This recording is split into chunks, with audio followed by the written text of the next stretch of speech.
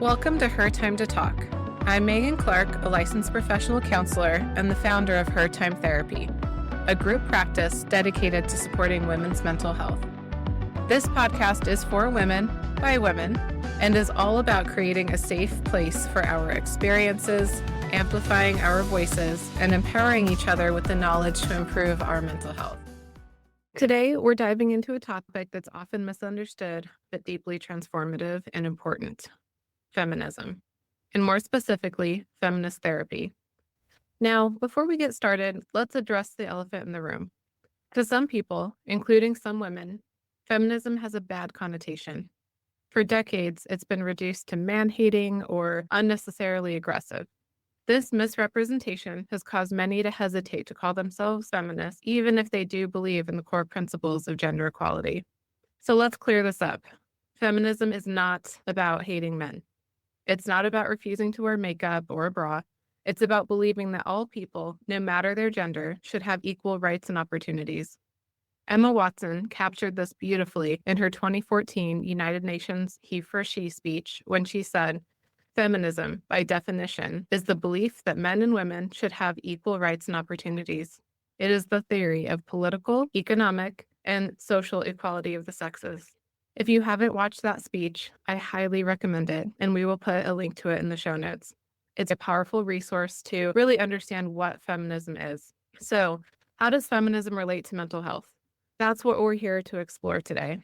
We're here to unpack the history and the theory of feminist counseling and discuss why it's important and give you a clear picture of what to expect if you decide to give it a try. Let's start by grounding ourselves in the basics. Feminism as a movement has evolved through several waves over time. In the first wave, women like Susan B. Anthony, Elizabeth Cady Stanton, and Sojourner Truth fought for basic legal rights like voting and property ownership. In the second wave, it expanded to include a focus for workplace rights, reproductive freedom, and protections against domestic violence, with leaders such as Gloria Steinem, Betty Friedman, and Audre Lorde driving that movement forward. The third and current wave, championed by figures like Kimberly Crenshaw, focuses on intersectionality, acknowledging that women experience oppression differently based on different factors like race, class, sexuality, and disability. At its core, feminism is about dismantling systems of oppression. It's not just for women, but for everyone. Patriarchy harms men too, by reinforcing toxic masculinity, discouraging emotional vulnerability, and stigmatizing help-seeking behavior. Feminism is not just a woman's issue. It's a human issue. It's about creating a world where everyone can thrive without constraints of outdated, rigid, and harmful gender norms.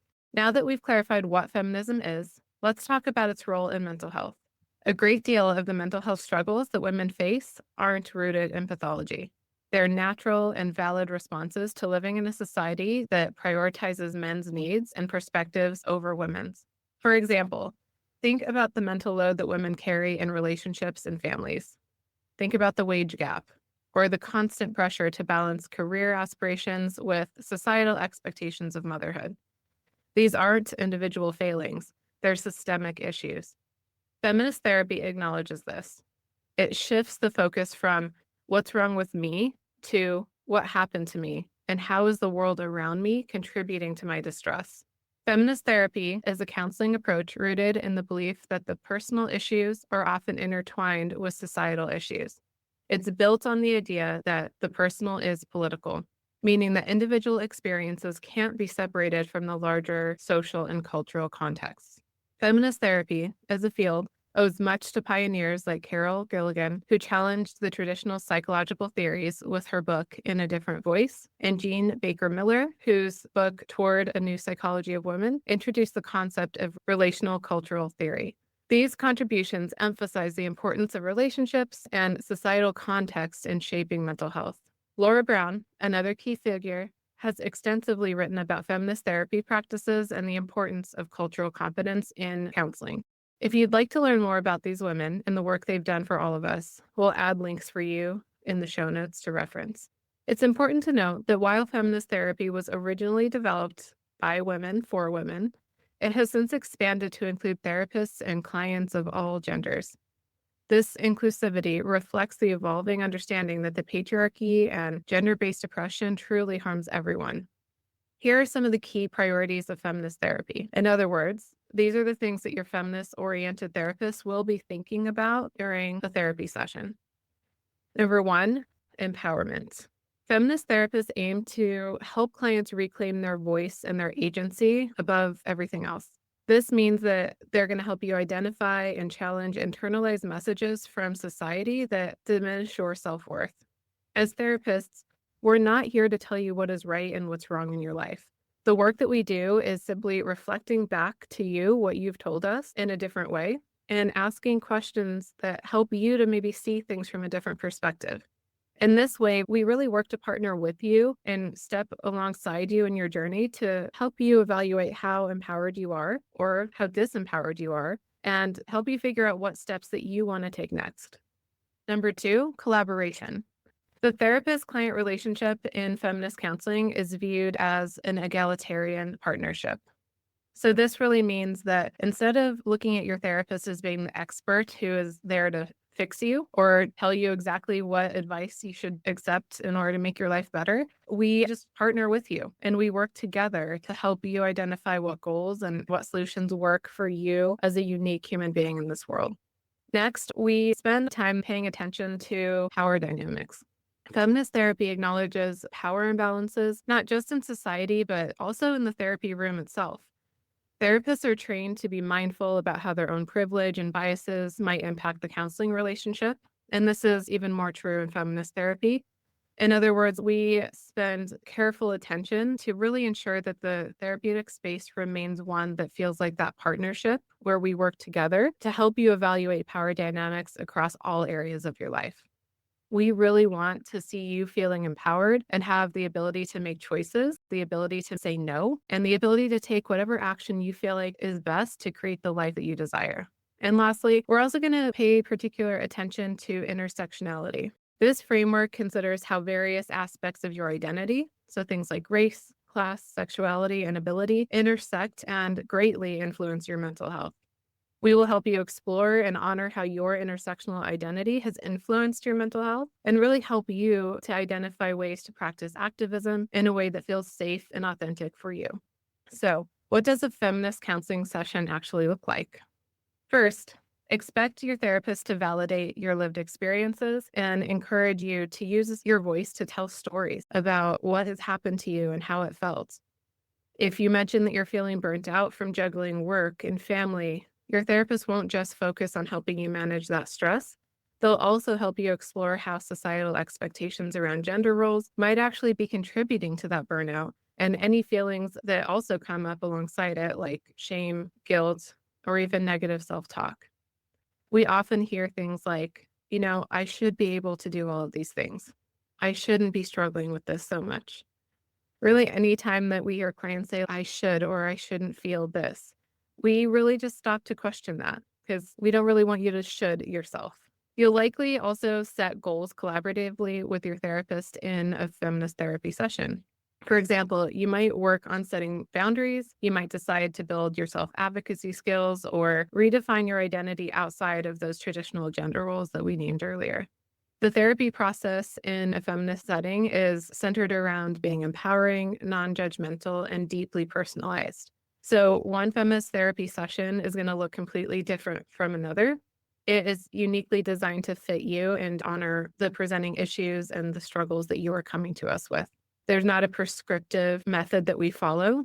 We simply partner with you and focus on what is causing you the most distress today and really dive into it with those themes of empowerment and power dynamics in mind. And here's another important point. Feminist therapy isn't just for women. Men, too, can benefit greatly from this approach. The patriarchy harms men by teaching them to suppress their emotions, avoid vulnerability, and equate strength with stoicism. These messages contribute to an alarmingly high suicide rate for men, as well as a host of issues like untreated depression, anxiety, and relationship issues. You may have heard about the loneliness epidemic hitting men especially hard. And let me say this very clearly. Women are not at fault for men's loneliness. The patriarchy is. Engaging in feminist therapy can help men unpack harmful messages that isolate them and force them to suffer in silence. Feminist therapy can help men learn to process their emotions in an authentic way and build healthier relationships with themselves and others of all genders. Because the patriarchy and misogyny is so deeply rooted, doing this work requires a great level of bravery from men. It takes real courage to challenge societal norms and redefine what it means to be strong and to redefine what it really means to be a man. Feminist therapy offers a powerful lens for understanding and addressing mental health struggles of all kinds. It helps us see that our pain isn't always a sign of something wrong with us. It's often a natural response to an unfair and unjust world. Consider this example. A single mother, age 32, who identifies as a Latina, comes into therapy for the first time after experiencing a string of panic attacks. She works full-time as a teacher, and she has a master's degree and leadership training in her field. But she also works a part-time job on weekends and over summers to make ends meet. She recently got turned down for a job promotion at school, despite working in the district for 7 years and having nothing but glowing reviews. The promotion went to a white male colleague who has been with the school district for 3 years and has a bachelor's degree in education. She also recently received a notice that she and her kids need to move out of the house they've been renting for the past 4 years. And although she's been trying, she's been unable to find affordable housing or assistance with the move. Since this is the first time she's coming to counseling, she's never processed childhood trauma that has also occurred for her. These include things like her parents' deportation and sexual assault that occurred in her early teen years. Now, thinking about this woman, we may see that she meets diagnostic criteria for things like panic disorder and potentially PTSD. But if you really look at this scenario and ask yourself, is there something wrong with her? Or is she doing the very best that she can in a very bad situation where the odds are stacked against her? If she goes through the world believing that she should be able to get that promotion, she should be able to afford housing, and she should be able to handle the stress of parenting and long work hours just fine, then it becomes her fault when she's not coping well. Those panic attacks become her fault. That thinking starts a very deep and dangerous cycle of shame and self-deprecation that feeds anxiety, depression, and low self-esteem and self-efficacy. A feminist counseling approach for this situation could help her understand that she holds constant anxiety about the safety of her kids because she herself was not safe as a child.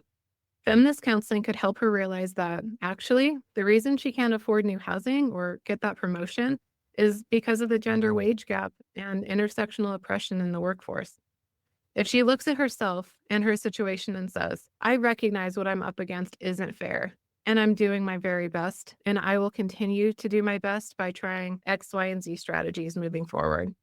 Instead of, gosh, I'm just not good enough, and there's something wrong with me because these things are not working out and I'm struggling. Being able to tell yourself that I recognize the world isn't built for me and I'm still fighting, I'm still doing my part, I'm working hard, and I'm going to continue to, that perspective completely changes the effects of the situation in terms of mental health compared to the second example of I'm just not good enough. So whether you're a woman navigating the pressures of modern life or a man who is looking to break free from toxic masculinity and improve your relationships, feminist therapy can be a really transformative tool in that journey. If this episode resonated with you, we really encourage you to explore feminist therapy for yourself.